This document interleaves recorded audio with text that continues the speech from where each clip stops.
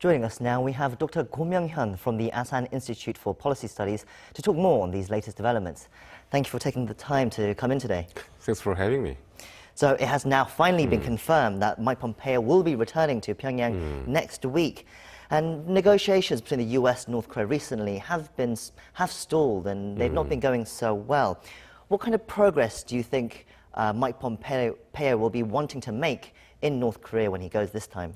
So I think the objective of this fourth trip by Secretary Mike Pompeo is going to be the same as his last one, the third visit that took place last month. He's basically going to try to get a firm commitment by North Korea towards denuclearization. So essentially, he would like to see North Korea to provide, the best scenario, to provide a list of nuclear infrastructure, nuclear materials that could be used as a basis for international inspection. But failing that, I think Secretary Pompeo would like North Korea to promise to carry out some of the major gestures they promised to do in terms of inching towards the denuclearization, such as shutting down completely some of the test sites, missile or nuclear. So I think that's going to be his baseline objective this time.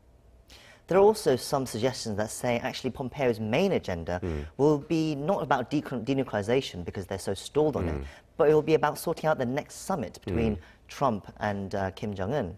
Do you think that could be on the cards? No, I think definitely there are willingness or like a desire on both sides to have the second summit.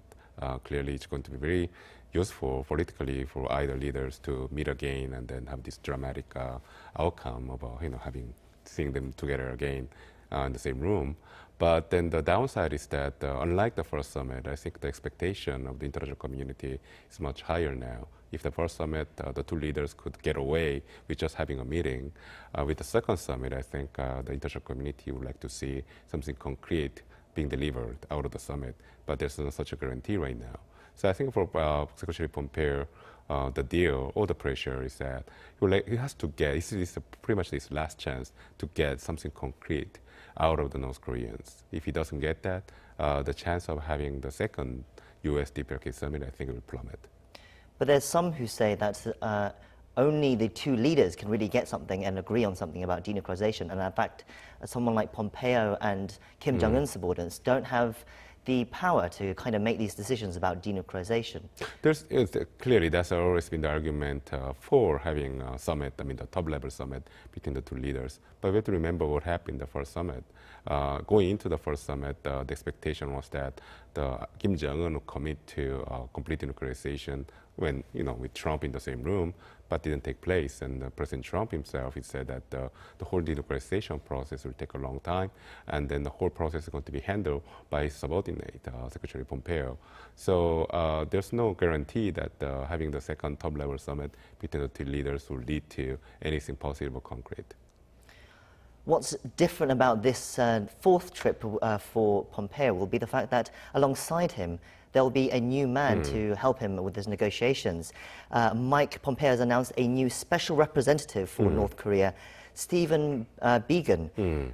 We've heard a little about him in that report that we just heard earlier, but can you tell us more about what we know and what his role will entail? Well, so I think there's a little bit of a controversy about his appointment as a special envoy because his background, it sounds like his background is in the private sector rather than in foreign policy, but that's not actually the case. Biegun actually studied out as like a policy staffer at the U.S. Congress, more specifically the Senate. He advised senators on the foreign policy matters. Then he moved on to the White House during the President W. Bush years as a staffer for the National Security Council. So in that sense, there's plenty of background in foreign policy arena. The reason why he moved to the Ford company as his second job, so to speak, is a typical example of a revolving door that we observe in Washington. The high-level public service officials, when they finish their tenure at the government service, they move on to the private sector, and sometimes they come back. So in that sense, it's, the pattern that we see there is not worrisome. But I think what we should be worried about is that Biegun's background is not so much in Asia, but more so in Europe. So the question is whether Biegun would be able to translate his foreign policy experience to the North Korean issue, which actually requires a lot of specific knowledge about the country. So in that sense, I think he'll struggle a bit more than, say, his predecessor, Joseph Myong. As you said, his appointment has raised a few eyebrows, and after Pompeo's announcement, the State Department spokesperson was forced to answer questions on why he was chosen. Let's take a quick listen at what she had to say. Steve, in having served as the head of international relations for Ford Motor Company, as the vice president of international government affairs, knows his way around the block, knows his way around so many of these nations around the world, and has negotiated on behalf of that major auto corporation, and he will take those skills and abilities and apply them to this task. But why not pick someone who's sat across from the North Koreans in negotiations in the past? I think he has an excellent pick in Steve, and the Secretary's comfortable with Steve, and Steve has his full confidence, and so do we as well. So we've heard just there, that was the answer. And you've just said that, explained that he does have some foreign affairs experience. But does the reporter not have a point? Why not pick someone who's been part of the negotiations, such as Sung Kim or other previous other experienced heads that they have in the State Department? So I think the reason why Trump White House didn't pick somebody like Sung Kim or somebody who actually has plenty of experience in North Korea is because I think the current U.S. administration has, I would say, natural instinct of avoiding appointing career diplomats to high level of positions. The part of the reason is because there's, ideologically, they are disinclined to support the State Department. That's the first reason. And second reason is because Trump, because himself, was the president, he comes from a non-policy background. He was a businessman before becoming the president, and he believes the businessmen are the best suited for highly complex negotiations. So I think that's the reason why the White House chose Biegun over other more experienced career diplomats. The spokesperson in that press briefing also clarified that Pompeo currently has no plans to meet with Kim Jong-un. We all remember last time that he went thinking he would meet Kim, but then they cancelled last minute, and it was rather frustrating for him.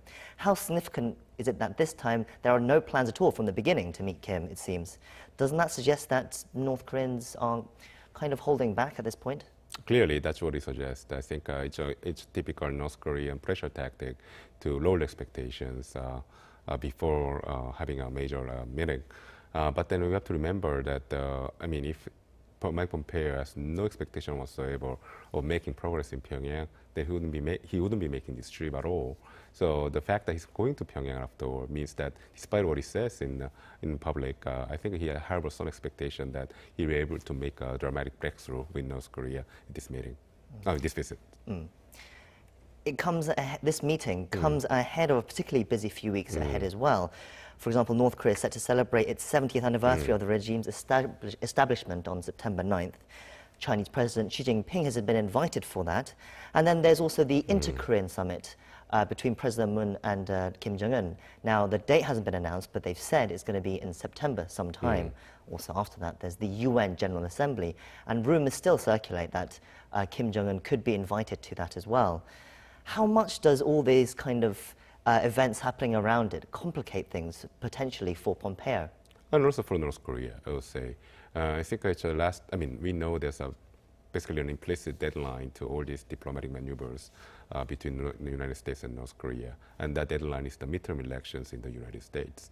So there's a pressure on both sides to bring out something positive, a positive outcome out of all these dealings. And in a typical, if in the ideal situation, all these events, all these high-level meetings that are scheduled to take place will form some sort of victory lap for both sides to celebrate an agreement.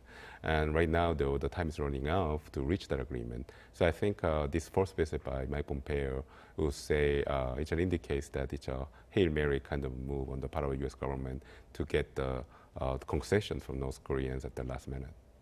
A Hail Mary move, but that does suggest if nothing works out this time, that it really could cause problems going ahead for denuclearization. Of course, the timing, the window opportunity for both United States and North Korea to reach a major agreement on denuclearization started with the summit in Singapore in June, and it probably closes with the midterm elections in November.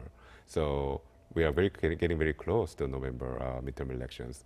So October is pretty much the last time that window opportunity for both sides to reach an agreement. That's the reason why I would say that this is a Hail Mary move on the part of the United States. Let's move on to one more topic before we go. So in that press briefing with the US spokesperson for the State Department as well, another topic was brought up.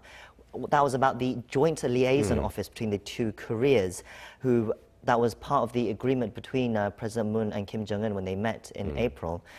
South Korea has said for this joint liaison office that they're going to supply electricity and fuel and the like. And reporters were asking Ms. Nawat about whether this would be a violation of UN sanctions. Now, she said that the US will look into it. The South Korean side have said, actually, it's not a violation because this brings no economic benefit to North Korea. It seems that there's some tension between South Korea and the US over this liaison office. How should we how should we view this? Well, clearly, if you read the UN sanctions measures, unlike our expectation or like our instinctive view of it, the UN sanctions measures are actually quite ambiguous about how to carry out sanctions and what kind of targets there are and all that kind of stuff. So in that sense, the supplying fuel and electricity to the liaison office in Kaesong lies in the gray area. The reason is because, as the South Korean government says, it doesn't really represent a material assistance for North Koreans' economic gain because the scale of the assistance is small. But at the same time, South Korea is definitely providing something that's actually prohibited by the UN sanctions resolution, such as prohibition in supplying of refined fuel to North Korea.